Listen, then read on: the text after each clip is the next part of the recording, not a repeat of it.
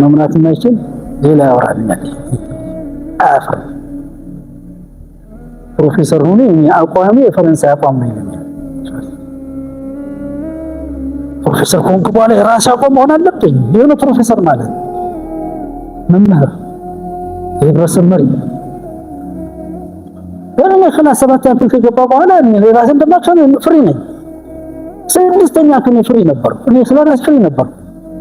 6ኛ ክፍል እንግሊዝኛ አስተማሪ ቀር ብዬ አስተማሪ ተማሪዎችን ጠይቄያለሁ።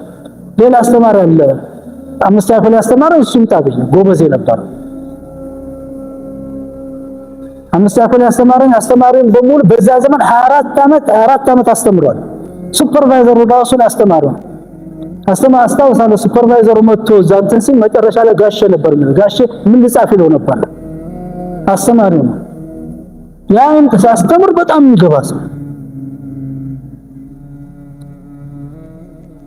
ይቀርም ነበር። አስተማሪው ተዘርፎ ወጣ ከቦታው። የተማሪ እዚህ ትምህርት ቤት ከተማረ እኛ እናስተምርም ብለው በሙሉ ወጡ ከየክፍላቸው። ይሄ ነው እንትን ማለት ነው። እኛ ካልነው አይሆንም። አይጠይቁም እንደ ለምን እንደዚህ አልታባለው እንደ እዛ ቦላ ያስተማሪ ነበር። ይወደ ነበር። 5ኛ ክፍል እንግሊዝኛ በጣም ጎበዝ ነበር። 6ኛ ክፍል በኋላ መጣና አስተማረን። በነገራችን ላይ እሱ ተመደበ። አንተ በእንግሊዝኛ አሁን ተስፋ አለ እንግሊዝኛ አላውቅም አንተ ወደፊት በእንግሊዝኛ ተስፋ አለ ይሄ ነበር። ተማሪው የማይመልሰው ነበር መልስ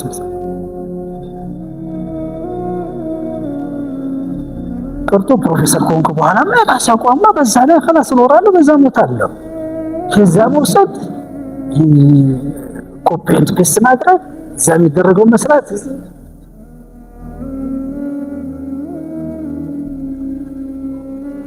ፈጣን እንደ ሙስሊም ስንመለከተው እንዴት ነው ጉዳዩ?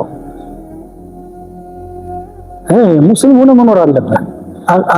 ኢማንህም አቂዳ ውስጥ ያለው አመለካከት ሙእሚን መሆን አለበት።